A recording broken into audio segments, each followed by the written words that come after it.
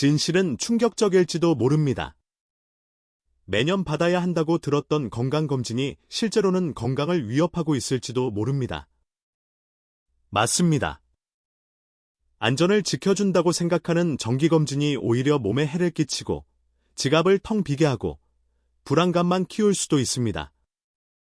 이는 병원에서 거의 공개하지 않는 의학의 한 측면입니다. 솔직히 말해 병원 측에서 알려준다고 해서 이득이 되는 것은 아니기 때문입니다. 백준영 박사입니다. 60년 이상의 경력을 가진 내과 전문의로 한때 대형 대학병원 내과 과장을 역임했습니다. 수만 명의 환자를 진료해온 제 경력 동안 이제 90세의 나이에 제가 깨달은 가장 중요한 진실을 여러분과 나누고 싶습니다. 여러분의 건강과 재산을 지켜줄 수 있는 진실입니다. 제가 지금 말씀드릴 내용은 이론이 아닙니다. 제 경험, 환자 경험, 그리고 제 삶에서 얻은 것입니다. 몇 분 안에 60세 이상에게 정말 필요한 건강검진은 무엇인지, 그리고 어떤 검진이 건강과 마음의 평화를 해칠 수 있는 값비싼 함정에 불과한지 알게 되실 겁니다. 이 지식을 바탕으로 수백만 원을 절약할 수 있을 뿐만 아니라 더 중요한 것은 수명을 연장할 수 있다는 것입니다. 자, 한 가지 물어보겠습니다. 값비싼 종합건강검진에 가입하는 것이 옳은 일이라고 생각해 본 적 있으신가요? 검사를 많이 받을수록 더 안전하다는 말을 들어보신 적 있으신가요? 만약 그런 검사들이 대부분 당신의 건강보다는 병원의 수익을 위해 설계되었다고 말씀드리면 어떻겠습니까? 그런 두려움이 불필요한 검진과 처방을 유도하는 사업 모델로 악용되고 있지는 않을까요? 불편한 진실은 바로 이것입니다. 과도한 검사는 실제로 건강한 사람을 아프게 할 수 있습니다. 불안, 불필요한 약물, 심지어 신체적 합병증까지. 이 모든 것은 질병 자체가 아니라 혹시 모르니 검사라는 끝없는 악순환에서 비롯됩니다. 내가 과장한다고 생각하세요? 진짜 이야기를 해드릴게요.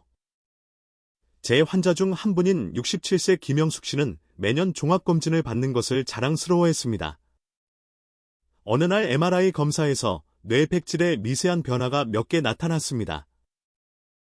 의사들에게 이는 노화의 아주 정상적인 징후이므로 당황할 필요가 없습니다. 하지만 김 씨는 검사 결과를 듣고 겁에 질렸습니다. 뇌졸중이나 치매로 가는 길에 있다고 스스로 확신했습니다.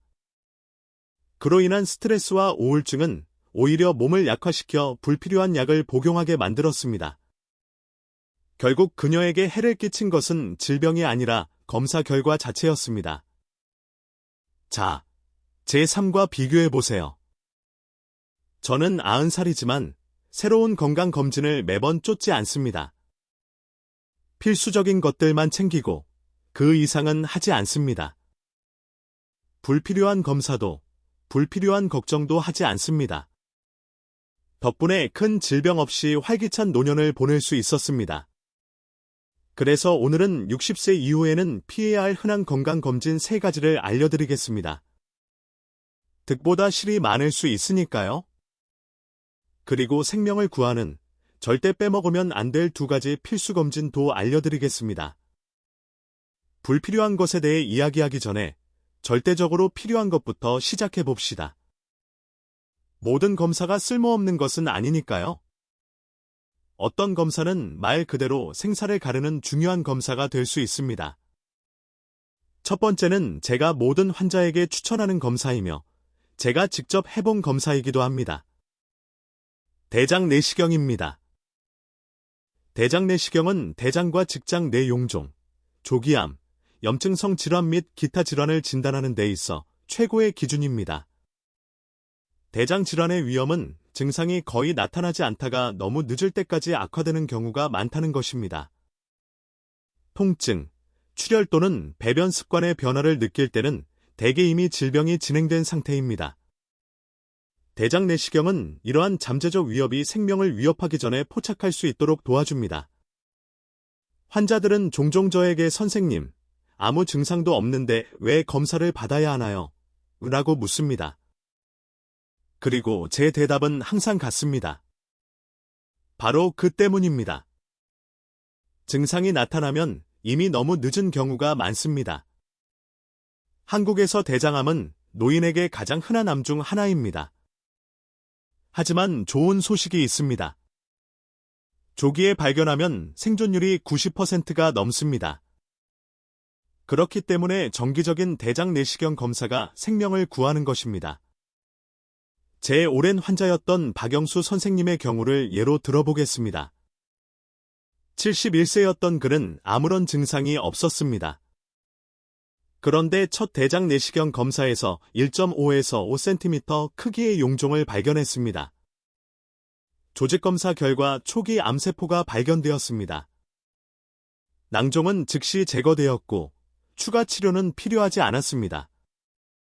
선생님은 제 눈을 바라보며 선생님께서 제 목숨을 구해주셨습니다.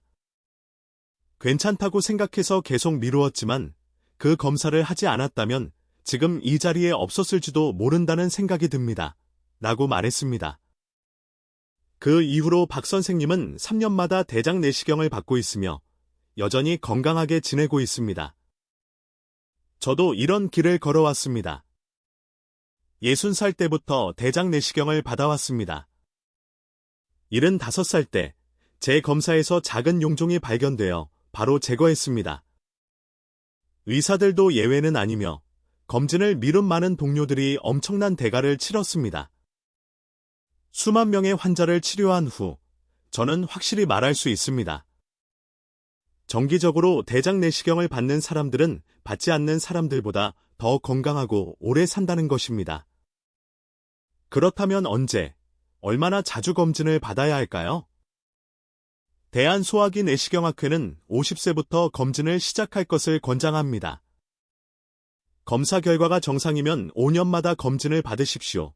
용종이 발견된 경우 용종의 크기와 개수에 따라 검진 주기가 달라집니다. 건강한 사람은 75세 이후에도 검진을 계속 받아야 합니다. 80세 이후에는 의사와 상의하여 위험과 이점을 신중하게 고려하여 검진을 받아야 합니다. 저는 90세가 되어서야 중단하기로 했습니다. 인생의 이 시점에서는 시술의 위험이 이전보다 클 수 있기 때문입니다. 모든 검사는 개별적으로 판단해야 합니다. 하지만 데이터 분석 결과 대장 내시경은 대장암으로 인한 사망 위험을 60에서 70% 감소시킵니다. 조기에 발견하면 생존율이 90%가 넘습니다. 하지만 늦게 발견하면 생존율이 약 14%로 떨어집니다. 그렇기 때문에 대장 내시경 검사는 절대 타협할 수 없는 검사입니다. 걱정하지 마세요. 대장 내시경으로 인한 합병증 위험은 매우 낮습니다. 특히 50세에서 75세 사이의 분들에게는 이 점이 위험보다 훨씬 큽니다. 그러므로 지금까지 이 영상에서 기억해야 할 것이 하나 있다면 그것은 대장 내시경이 생명을 구할 수 있다는 사실입니다. 제가 강조해야 할 두 번째 필수 검진은 위내시경, 즉 내시경 검사입니다. 이 검사를 통해 의사는 식도, 위, 그리고 소장의 일부를 직접 검사할 수 있습니다. 이를 통해 간단한 위염과 역류부터 가장 치명적인 질병 중 하나인 위암까지 다양한 질환을 진단할 수 있습니다. 특히 한국인에게 이 검사가 왜 그렇게 중요할까요? 우리나라는 위암 발생률이 세계 최고 수준입니다. 서양인과 달리 한국인은 위벽의 전암성 변화와 헬리코박터 파일로리 균 감염에 훨씬 더 취약하여 암 위험을 크게 증가시킵니다. 자, 여기 위험이 있습니다. 위암은 초기 단계에서는 종종 아무런 경고 신호를 나타내지 않습니다. 많은 사람들이 괜찮아요. 소화불량도 없고 통증도 없으니 건강할 거예요 라고 생각합니다. 하지만 증상이 나타날 때는 대개 암이 상당히 진행된 상태입니다. 숫자는 거짓말을 하지 않습니다. 위암을 조기에 발견하면 5년 생존율이 무려 95%에 달합니다. 하지만 이미 진행된 경우에는 생존율이 30% 아래로 떨어집니다. 그렇기 때문에 정기적인 내시경 검사는 단순히 중요한 것이 아니라 생명을 구하는 중요한 검사입니다. 한 가지 이야기를 들려드리겠습니다. 제 환자 중 한 분인 김정희 씨는 67세의 국가 암검진을 통해 위내시경 검사를 받았습니다. 아무런 증상도 없었고 소화도 잘 되었고 식욕도 정상이었습니다. 그런데 검사 결과 초기 암으로 판명되었습니다. 내시경으로 제거했고 큰 수술은 필요하지 않았습니다. 10년이 넘은 지금도 그녀는 건강하게 살고 있습니다. 언젠가 제게 이렇게 말씀하신 적이 있습니다. 선생님, 검사를 3년이나 미뤘어요. 그보다 더 늦었으면 제가 살아있을 수 있었을지 모르겠네요. 제가 처음 내시경 검사를 받았던 때가 생생하게 기억납니다. 40대였죠. 당시에는 수면 진정제가 흔하지 않았고 검사 자체가 몹시 불편했습니다. 하지만 기술이 발전해서 요즘은 대부분의 시술이 수면 진정제를 사용한 상태에서 진행되어 훨씬 더 편안하게 받을 수 있게 되었습니다. 그래서 저는 60세가 된 이후로 2년마다 정기적으로 내시경 검사를 받았습니다. 70세에는 위축성 위염과 장상피화생이라는 저남성 질환 진단을 받았습니다. 그래서 매년 검사를 받기로 했습니다. 조기 발견 덕분에 마음의 평화를 얻었고 위험도 관리할 수 있었습니다. 60년이 넘는 진료 경력 동안 저는 위내시경 검사를 통한 조기 발견으로 수많은 생명을 구하는 것을 보았습니다. 많은 환자들이 간단하고 최소 침습적인 시술로 치료할 수 있을 만큼 조기에 질병을 발견하여 침습적인 수술을 피할 수 있었습니다.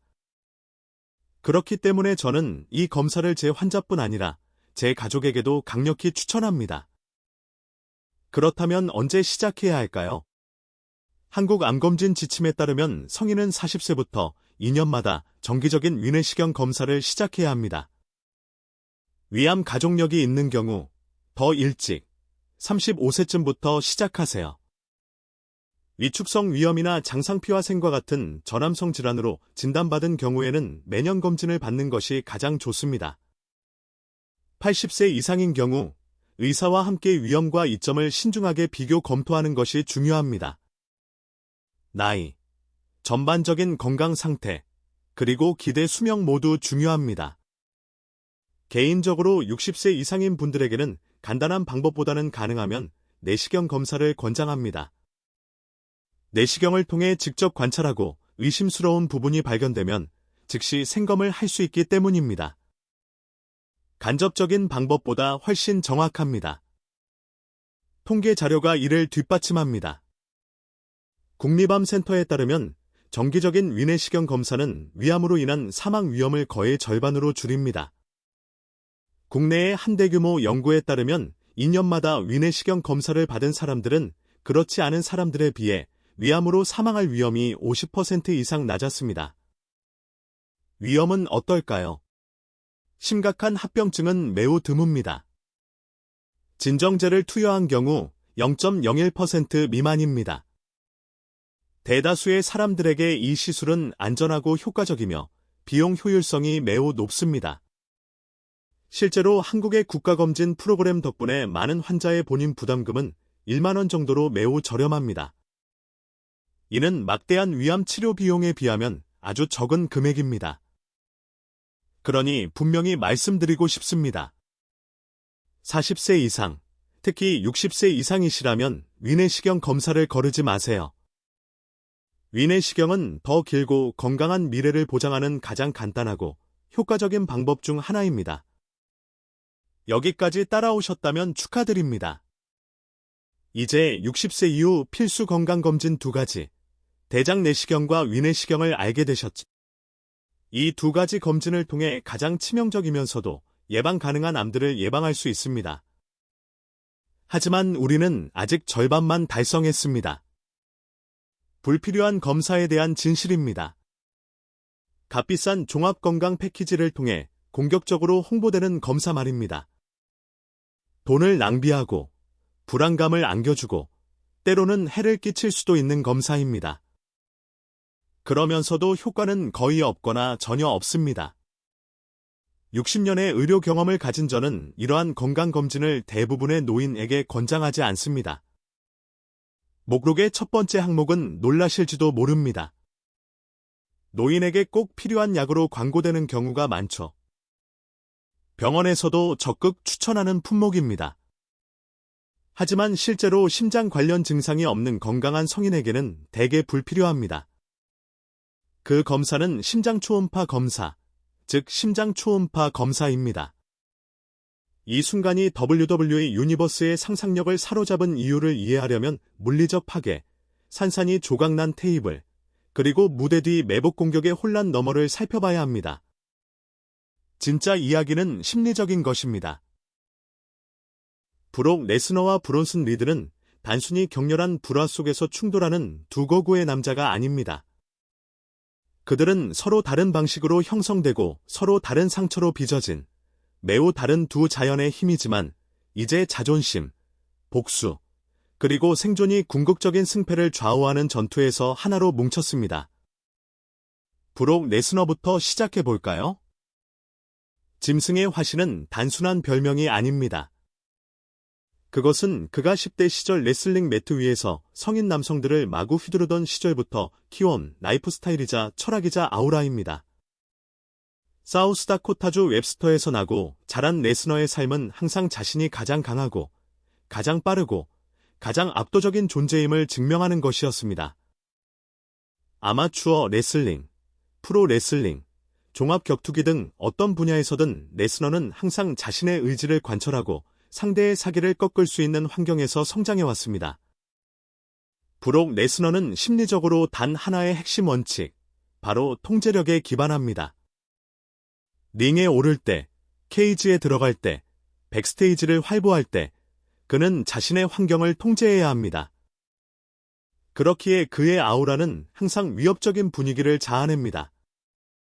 그의 으르렁거림, 침묵, 갑작스러운 폭력의 폭발은 모두 브록 레스너가 언제 어떻게 싸움을 시작할지 결정하는 누구도 건드릴 수 없는 포식자라는 사실을 모두에게 상기시키기 위한 것입니다. 그렇다면 그 통제력이 사라지면 무슨 일이 벌어질까요? 누군가 상황을 뒤집어 브록 레스너를 공격자가 아닌 피해자로 만들면 어떨까요? 바로 이 부분이 이 이야기에서 정말 매혹적인 부분입니다. WWE에서 보낸 시간 동안 레스너는 예상치 못한 상황에 거의, 아니 어쩌면 단 한 번도 당황한 적이 없습니다. 경기에서 패배한 적은 있지만 기습 공격, 굴욕, 기습 공격을 당하는 경우는 드뭅니다. 그런 순간은 극히 드뭅니다.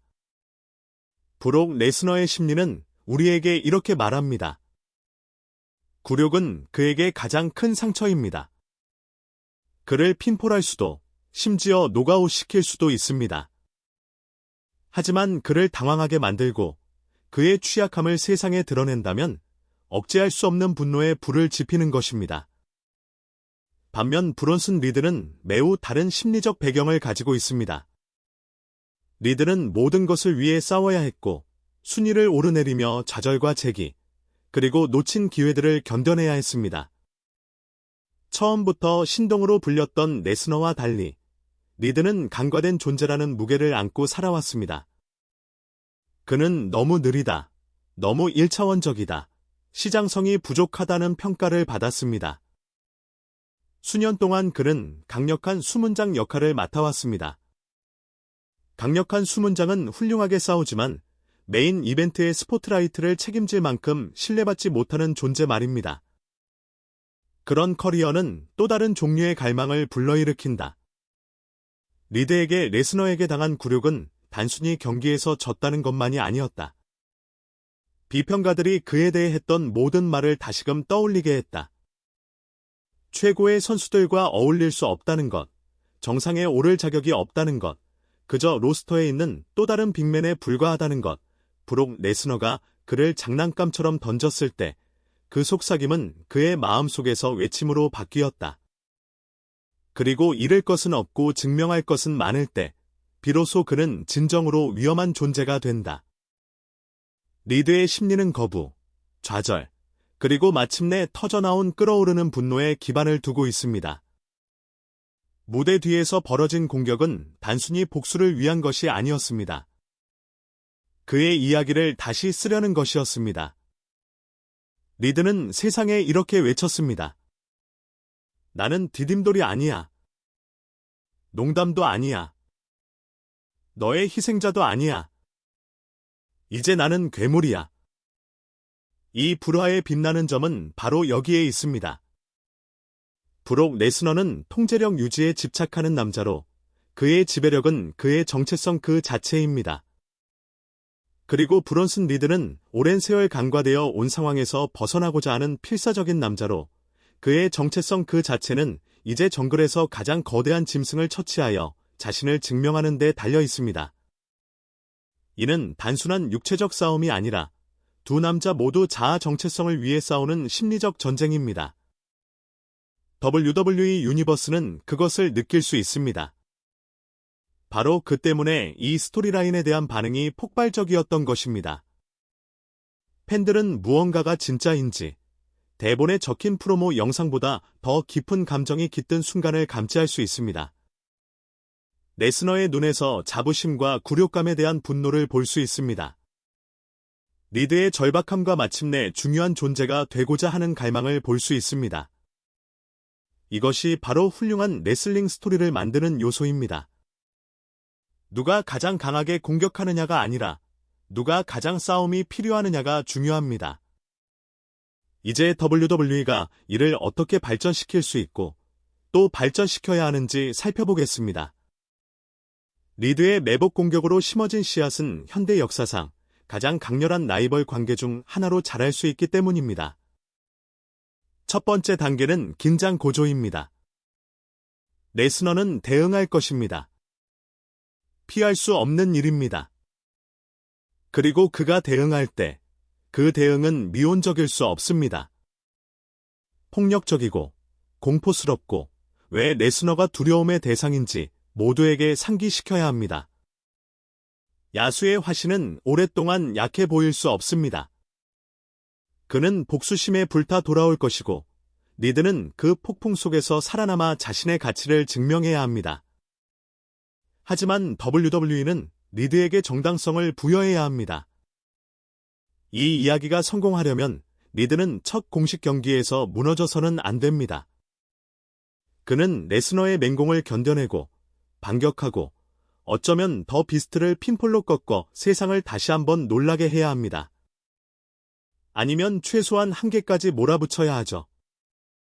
이 불화는 단순히 레스너에게 할 일을 주는 것이 아니라 새로운 스타를 만들어내는 것입니다. 그리고 브론슨 리드는 잔혹함과 존중의 적절한 균형을 통해 이야기가 전개된다면 그 스타가 될 기회를 얻게 됩니다. 프로모와 심리전을 생각해 보세요. 레스너는 말을 많이 하지 않지만 말할 때는 강렬한 인상을 남깁니다. 반면 리드는 강렬함이 뚝뚝 떨어지는 프로모를 통해 자신이 어떻게 무시당했는지, 어떻게 어울리지 못한다는 말을 들었는지 이야기할 기회를 얻습니다. 그런 날 것 그대로의 진정성은 의심, 거부, 그리고 역경에 맞서 싸우는 것이 무엇을 의미하는지 이해하는 팬들에게 깊은 공감을 불러일으킵니다. 이 불화의 심리는 WWE가 보유한 가장 격렬한 경기 유형 중 일부에도 잘 들어맞습니다. 단순한 싱글 매치로는 부족합니다. 탈출은 불가능한 철창을 요구하는 라이벌 관계입니다. 강자만이 살아남는 라스트맨 스탠딩 매치도 어쩌면 커리어가 단축되고 피와 강철로 유산을 쌓아 올리는 헬 인 어 셀, 헬 인 에이 셀도 가능할 것입니다. 시청자 여러분께 드리는 결론은 이렇습니다. 이 영상을 계속 시청하시면 왜 이게 단순한 불화가 아닌지 이해하실 겁니다. 자존심, 생존, 그리고 유산에 대한 이야기입니다. 레스너는 자신의 지배력을 지키고 싶어하고 리드는 그것을 파괴하고 자신만의 것을 만들고 싶어합니다. 모든 펀치, 모든 수플렉스, 모든 스플래시는 단순한 동작이 아닙니다. 이 남자들이 누구이고 어떤 사람이 되고 싶은지에 대한 선언입니다. 우리는 두 철학의 충돌을 지켜보고 있습니다. 레스너는 지배가 자신의 탁월한 권리라고 믿는 남자입니다. 리드는 지배는 고통과 고난을 통해 얻어야 한다고 믿는 남자입니다. 그리고 이 두 철학이 충돌할 때 그 결과는 혼돈과 폭력, 그리고 역사입니다. 하지만 우리가 무시할 수 없는 또 다른 측면이 있습니다. 바로 팬들입니다. WWE는 결국 연결에 관한 것이기 때문입니다. 팬들은 이 전쟁에서 누구를 지지할까요? 오랫동안 두려워하면서도 존경해온 전설, 비스트의 편에 설까요? 아니면 아무도 하지 않을 짓, 브록 레스너를 굴욕시킨 약자 리드를 지지할까요? 팬들의 마음을 사로잡을 이 싸움은 링 위에서의 싸움만큼이나 중요할 것입니다. 그리고 바로 그것이 이 이야기를 진정으로 특별하게 만드는 것입니다. 예측 불가능하죠. WWE는 우리에게 결과가 뻔히 보이는 라이벌전을 많이 보여줬습니다. 기성 스타가 신의 선수를 압도할 거라는 걸 알고 있었던 그런 상황 말입니다. 하지만 이번에는 진정한 불확실성이 존재합니다. 리드는 추진력을, 레스너는 자존심을 가지고 있으며 두 사람 모두 잃을 것이 산더미처럼 쌓여 있습니다. WWE에서 가장 짜릿한 순간은 고립된 순간에 일어나는 것이 아니라 앞으로 다가올 사건의 씨앗을 뿌리는 순간입니다. 브론슨 리드가 브록 레스너를 기습 공격한 것은 충격적인 복귀를 넘어 도약의 발판이었습니다. 훨씬 더 큰 무언가의 시작이었습니다.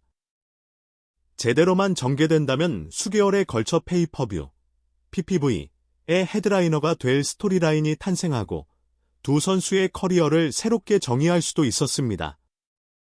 지금 벌어지고 있는 일의 진정한 규모를 파악하려면 페이백, 서바이버 시리즈, 로얄 럼블, 그리고 어쩌면 레슬매니아까지 앞으로의 상황을 예견하고 이 라이벌 관계가 WWE 스토리텔링의 구조 자체에 어떤 의미를 지닐지 생각해 보아야 합니다. 첫 번째이자 가장 분명한 질문은 이것입니다. 브록 레스너가 돌아오면 어떻게 될까요? 오해하지 마세요.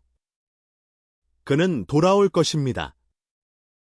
레스너는 굴욕을 당하고도 조용히 사라질 사람이 아닙니다. 그의 아우라 자체가 복수에 달려 있습니다. 그는 누구도 자신을 부끄럽게 하지 않고 무사히 돌아간다는 원칙을 바탕으로 커리어를 쌓아왔습니다. 브록이 돌아온다면 미소와 악수로 돌아오지 않을 것입니다. 폭력으로, 복수로 돌아올 것입니다. 브론슨 리드를 조각내어 아무도 감히 그가 저지른 일을 반복하지 못하게 하겠다는 단 하나의 목표를 가지고 돌아올 것입니다. 레스너가 WW 프로그램에 다시 등장하면 잊을 수 없을 겁니다. 그 장면을 상상해 보세요. 리드는 링 위에 서서 새롭게 얻은 관심에 푹 빠져 이제 자신이 괴물이며 WWE 유니버스가 그의 분노를 두려워해야 한다는 내용의 프로모를 하고 있습니다. 갑자기 조명이 깜빡입니다. 관중들이 일어섭니다. 레스너의 테마곡 첫 코드가 울려 퍼지고 경기장은 폭발합니다. 야수가 돌아왔습니다. 그는 연극을 위해 온 것이 아닙니다. 그는 링으로 돌진하여 리드를 바라보며 난동을 부립니다. 수플렉스, F-5, 그리고 사방에서 학살이 벌어집니다. 헝겊 인형처럼 던져지는 리드의 모습은 한 가지 메시지를 크고 분명하게 전달합니다. 브록 레스너가 왕좌를 되찾기 위해 돌아왔다는 것입니다. 하지만 핵심은 이겁니다. 리드는 살아남아야 합니다. 압도적일 필요도, 이길 필요도 없습니다. 하지만 견뎌내야 합니다. 이 이야기는 리드가 레스너의 기세를 꺾고도 살아남을 수 있다는 것을 증명해야만 비로소 유효합니다. 만약 브록과의 첫 공식 경기에서 패배한다면 그 기습 공격은 그저 우연으로 기억될 것입니다. 하지만 리드가 레스너를 한계까지 몰아붙이고 그 고통을 감내하며 계속 싸운다면 WWE 유니버스는 그를 진지하게 받아들여야 할 것입니다. 브론슨 리드는 단순한 희생자가 아니라 라이벌이 됩니다. 거기서부터 불화는 더욱 격화될 수 있습니다. 서바이버 시리즈 같은 프리미엄 라이브 이벤트에서 그들의 첫 대결이 펼쳐진다고 상상해보세요. 리드와 레스너의 잔혹한 싱글 매치는 혼돈으로 끝납니다. 둘 다 진정한 승자는 아니었고 경비원들이 링으로 몰려들어 두 사람을 갈라놓습니다. 이런 식의 마무리 없는 경기는 불길에 기름을 붓는 격이 되어 더 큰 위험 부담이 따르는 재경기로 이어집니다. 로얄 럼블에서는 라스트맨 스탠딩 매치가, 엘리미네이션 챔버에서는 스틸 케이지 매치가 펼쳐집니다. 매 경기마다 폭력이 고조되고 매 경기는 필연적인 클라이맥스, 레슬매니아로 이어집니다. 상상해보세요. 레슬매니아, 역대 최고의 무대. 브론슨 리드 대 브록 레스너의 헬 인 어 셀 매치. 강철 요새 안에 갇힌 두 괴물. 탈출도, 방해도, 자비도 없습니다.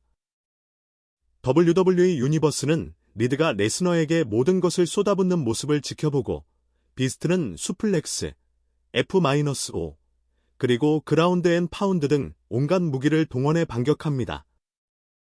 이야기는 스스로 써내려갑니다. 리드는 단지 승리를 위해 싸우는 것이 아니라 인정받기 위해 싸우고 레스너는 단지 승리를 위해 싸우는 것이 아니라 굴욕의 흔적을 영원히 지우기 위해 싸웁니다. WWE는 여기서 중요한 예약 결정에 직면하게 됩니다. 누가 이길까요? 브록 레스너가 승리한다면 이야기는 많은 사람들이 예상하는 대로 끝납니다. 전설은 다시 지배력을 되찾고 그 기운은 되살아나지만 리드는 무너진 채 남게 됩니다. 어쩌면 레스너의 수많은 희생자 명단 중 하나로 기억될지도 모릅니다. 하지만 브론슨 리드가 승리한다면? WWE 역사상 가장 두려운 남자를 견뎌내고 정복하며 레슬매니아에서 당당하게 우뚝 선다면? 그의 커리어는 영원히 바뀔 것입니다. 진실은 이렇습니다. 브록 레스너를 이기는 것은 중요합니다. 로스터에 있는 다른 누구를 이기는 것보다 더 중요합니다. 레스너의 신비로움, 압도적인 존재감, 그리고 아우라. 너무나 드물어서 누군가 그를 이긴다면 그것은 선수로서의 커리어를 결정짓는 순간이 됩니다. 세스 롤린스를 보세요. 로만 레인즈를 보세요. 로얄 럼블에서 레스너를 탈락시키고 레슬매니아에서도 레스너를 물리치며 메인 이벤트로서의 입지를 굳힌 드류 맥킨타이어를 보세요. 그 승리들은 그들을 한 단계 더 높은 경지로 끌어올렸습니다. 브론슨 리드에게 레스너를 이긴다는 것은 1년 만에 잊혀지는 것과 평생 기억되는 것의 차이를 의미했습니다.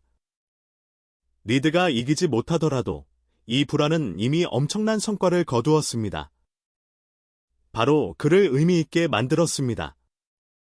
이전까지 리드는 WWE의 주변부, 재능 있는 빅맨이었지만 널리 알려지지는 않았던 인물이었습니다. 이제 그는 브록 레스너를 감히 공격한 사람입니다. 그는 비스트 인카네이트를 백스테이지 페어로 만들어 버린 사람입니다. 이것만으로도 그는 몇 달간 이어진 미드카드 경기보다 더 많은 관심과 스포트라이트, 그리고 더 많은 기회를 얻게 되었습니다.